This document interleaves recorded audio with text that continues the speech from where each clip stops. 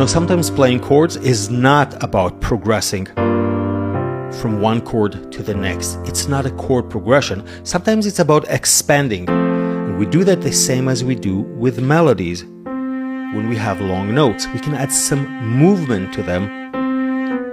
It's still basically the same C, but with some added motion. We could do the same with chords.